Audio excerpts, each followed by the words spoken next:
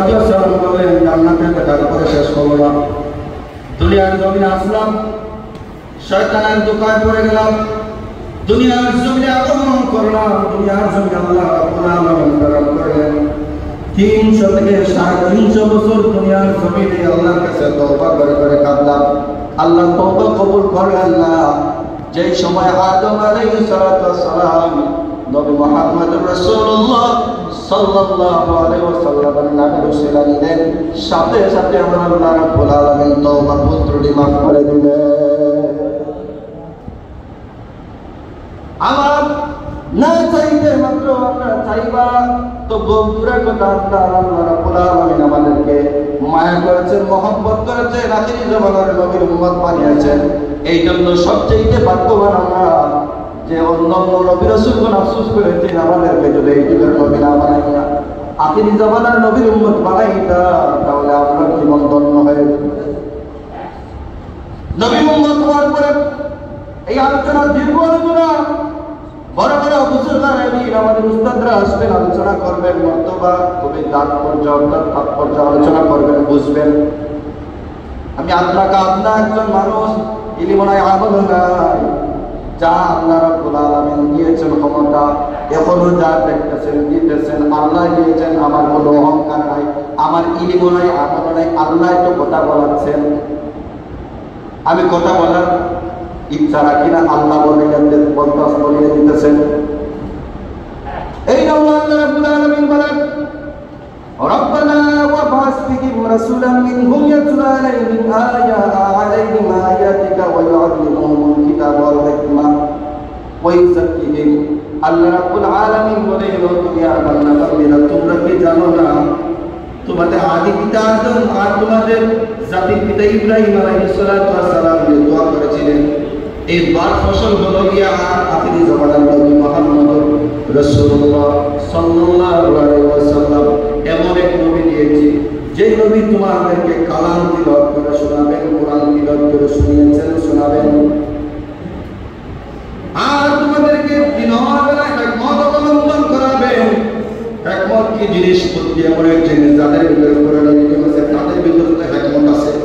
যাদের ভিতরে রাসূলের মহব্বত আছে, মিলাদুন নবীর মহব্বত আছে, তাদের ভিতরে তো হিকমত আছে। বলতে সুবহানাল্লাহ।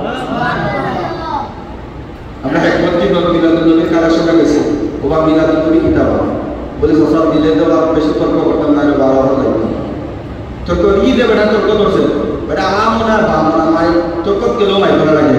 আর যদি আমি তর্ক দেই বলবো অমুক বড় বিয়া করতে আইছে বলা আমার জিকাই না, কিন্তু তর্ক করি না।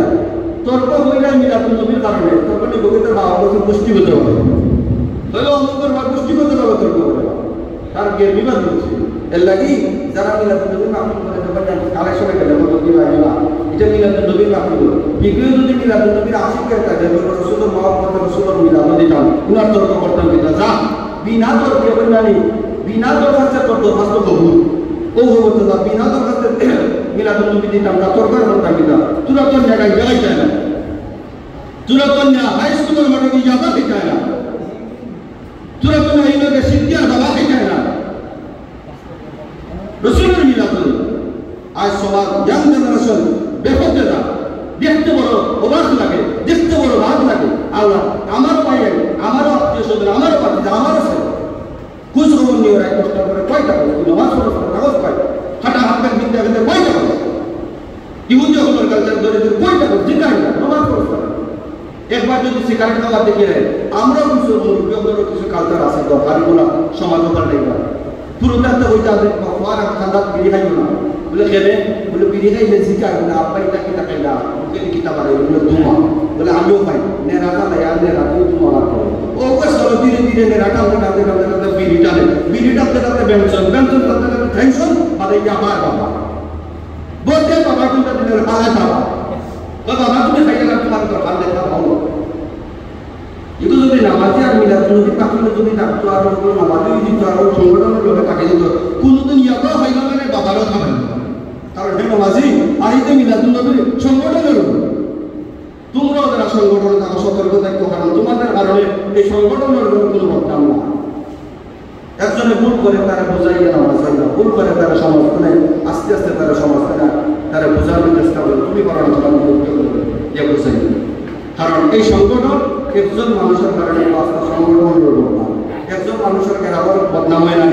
যেমন বাজার কাছে আমি জগন্নাথ দেখি, আমি জগন্নাথ যদি এক জিনিস পাঠ করি তবু বাড়ি কিনা কথা বাড়ি কিনা আমি বলবো শেষা অবশ্য আমার মানুষ সঙ্গে তালুকদার গোষ্ঠী, সর্বী গোষ্ঠী, খান গোষ্ঠী, এরপরে অমুক অমুক কি তোমার লাগানো তো তুমি তো আসলে শেষার না মেন বাড়ি কিনা শেষার নাম ঘুরে রাখা আসলে এরা নামের বাস্তা তোমার দেখা কি খাইতো তুমি না। আর যদি আমার খাইতো করা দেখা তাহলে কিন্তু আমার বাড়ি শেষা হয় না, ঠিক আছে যেমন গেলাম তেমন বাবার দোয়া। আর যদি 2-4 ঘন্টা বেশ করি তো আমার ভীষণ কমিটি এর লাগে সংগঠনের দরকার, জিন্দারও দরকার। কারণ আপনি আমি নবীর উম্মত, এমন নবীর উম্মত হয়েছে পাওয়ার নাম লোয়া মাত্র লাগুনা মাফ করে দেন, কি লাগুনা মাফ করে দেন। অন্য অন্য নবীর রসুল কোন আপনার উম্মতে যদি গুনাহ করতো লগে লগে সাথে সাথে আল্লাহ আযাব দেয়া বিভিন্ন প্রাণী, বিভিন্ন জীব জানোয়ারের আকৃতি দিতাম, পোকা নাউজুবিল্লাহ। যেমন পাগল, আমরা তো কোনো সময় বানর করছিলাম, মানুষ তোলে না, বানর তোলে মানুষ হয়েছে। আসলে হাকিকতে কোরআন হাদিসের দলিলে দেখা যায় এগুলো মানুষ তোলে বানর হয়েছে। আল্লাহ রাব্বুল আলামিন পুরো এক সময় কোন নবীর উম্মতের বলে বেহেশতে খান চালিতা খানির লাগবে, তখন না শুকরিয়া আদায় করার কারণে, শুকরিয়া আদায় না করার কারণে, আল্লাহর অবমাননা, আল্লাহর নিয়ামতের অস্বীকার করার কারণে আল্লাহ রাব্বুল আলামিন মানুষ রূপে বানরের আকৃতি করে দিয়েছে। এই নবীর উম্মতে ওদের খালি বলছে আল্লাহ প্রতি সপ্তাহ তুই এক কানি দাও, আপেল আঙ্গুরে আর বেনানার সাথে উঠাও, আরো পাখি কবুতরের বুঝ প্রতি সপ্তাহে উঠাও। আল্লাহকে আর উন্তা নাই, খালি ওখান বলছিল আল্লাহ আর উন্তা নাই। ও আল্লাহ বলে তুমি আর উন্তা নাইনি বলছো, আর উত্তরও দিতাম না, তুমি বাবা বলো ওখানে এর চাইতে বড় জাহিলি খাম আমরা কইরা, সুদ খাইয়া, জিনা কইরা, মা বাবার অভাব দইয়া, সমাজের অভাব দইয়া, মা বাপরে ফিটিয়া, রাস্তা আপনি পালাইয়া মাইয়া, বিয়া করতে সময় যৌতুক লইয়া, বউরে কমতে নামলে বউরে ফুটাইয়া, কামড়াইয়া কারো মানে চোখ করতে ওরা চৌকুক তুলে দিয়া, পায়ে পায়ে বলতো মেয়েরা চৌকুক ফুটাইয়া, কি তাতে কম কইয়া না বেশি কইয়া। রসুলের সুন্নত আমরা আল্লাহ রসুলের উম্মত, আমরা রসুলের সুন্নত টুপি মাথা দিতাম, একটু টুপি ছাড়া অবকিতই তো টুপি মাথা দিলে মাথা গরম হয়, দরকার না এগুলো করিলাই না। এটা রসুলের মনে না হইলেন না।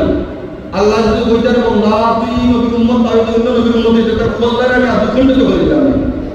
কারণ ও নবীর উম্মত তোমার কারণে, ও নবীর উম্মত তোমার কারণে, আল্লাহ রাব্বুল আলামিন নবীর উম্মত বানানোর কারণে সমস্ত গুনাহে আল্লাহ সাত্তার আমার গুনাহ খাতির ফলের আশীর্বাদ সুবহানাল্লাহ।